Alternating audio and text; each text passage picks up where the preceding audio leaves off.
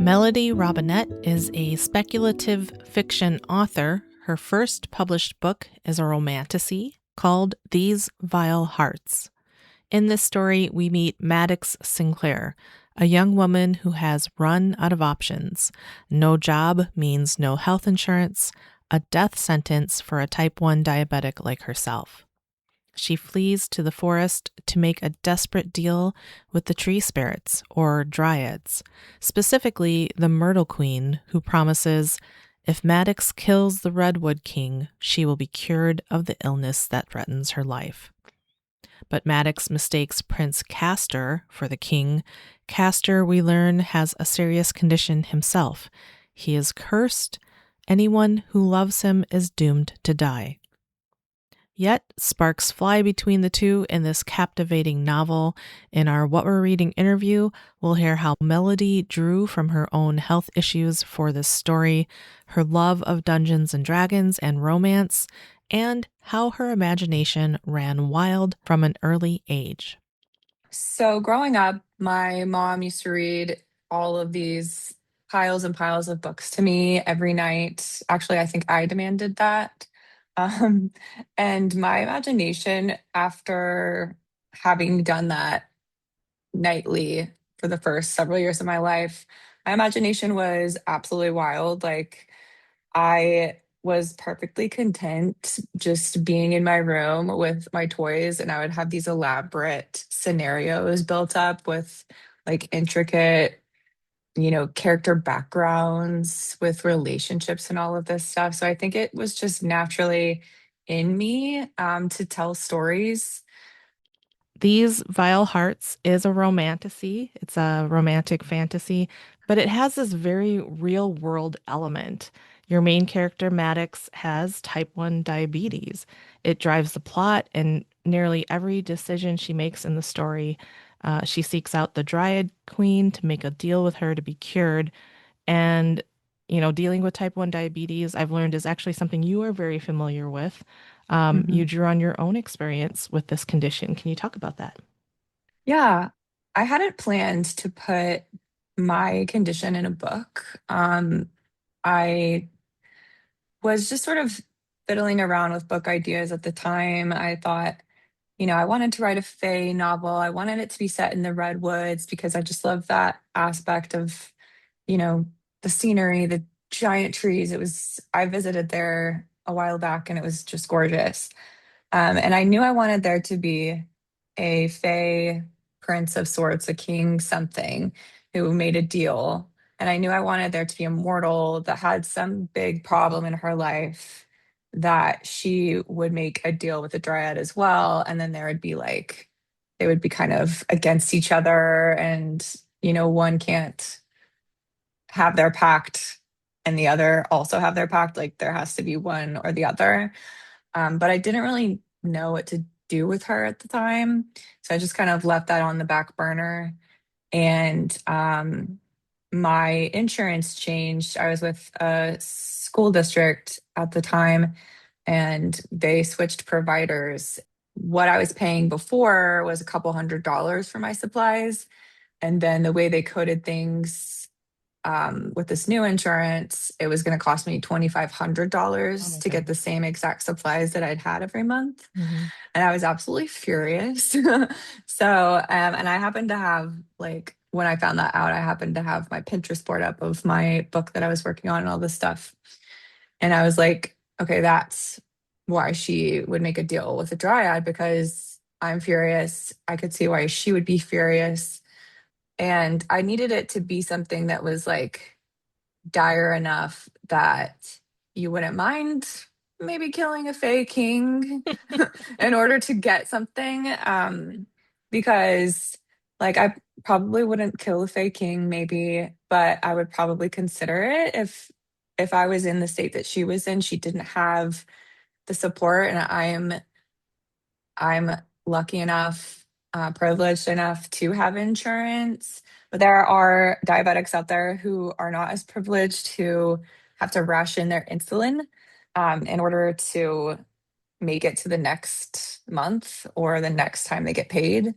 And Maddox is in that sort of situation. She lost her job, she lost her insurance. Um, in the state of Oregon, if you're a foster kid like she was, you lose your insurance at 26. So she turns 26. So she's like, what am I going to do? Um, and so to me, as someone who lives with this disease, I know how you could get to that place where you're like, I have to do something. I'm going to die if I don't find a way to afford my supplies, my insurance, or my insulin. So I did want that, like, that anger, that frustration, that panic to be present in the book because I feel like it shouldn't be that way. It shouldn't be that people who live with this disease are so afraid of being able to afford something that literally keeps them alive. So I did want there to be like the experience of the symptoms. Like it is difficult to deal with high and low blood sugars. It is difficult to kind of have that on your mind all the time. But there's a different level whenever you can't afford the thing that is keeping you alive.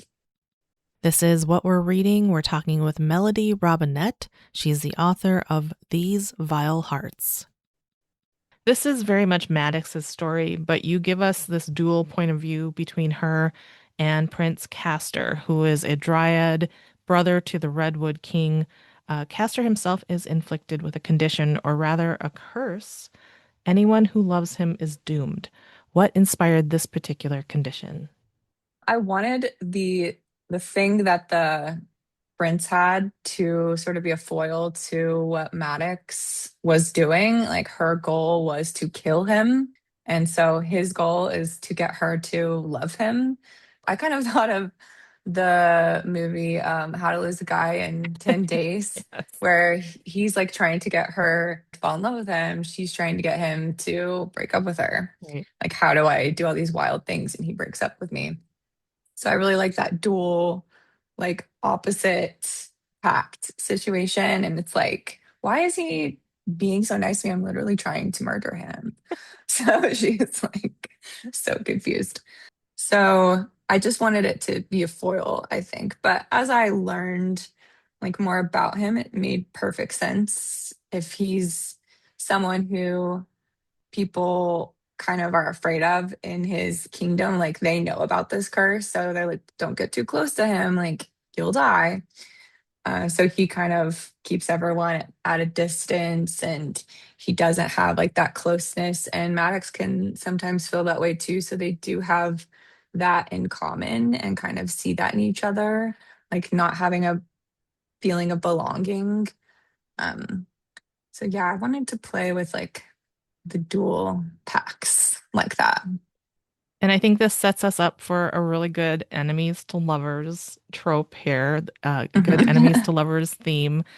We have these two characters who are drawn to each other, as we just talked about initially, because they both need something very specific from each other, yet they can't help it. Sparks fly.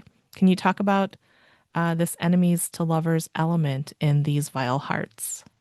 Yes, I knew I needed to have an enemies to lovers plot because it's my favorite. I think there's so much delicious tension in there because they are starting to develop these feelings as they are going along. Like she wants to kill him. He knows that she's going to die if she falls in love with him. And they're both doing these things anyway. And they don't want to care about each other. They don't want to develop feelings because that will be problematic and not feel good. But they can't help it as they're going forward. They're noticing these things that they have in common. They're like getting to know each person as an individual, like deep down. They're sharing these like vulnerable parts of themselves because he's like, how can I get her to love me if I don't share this information about myself? And she's like, I need to get him to trust me. So I'm going to share this vulnerable information with him about me because he's going to die anyway.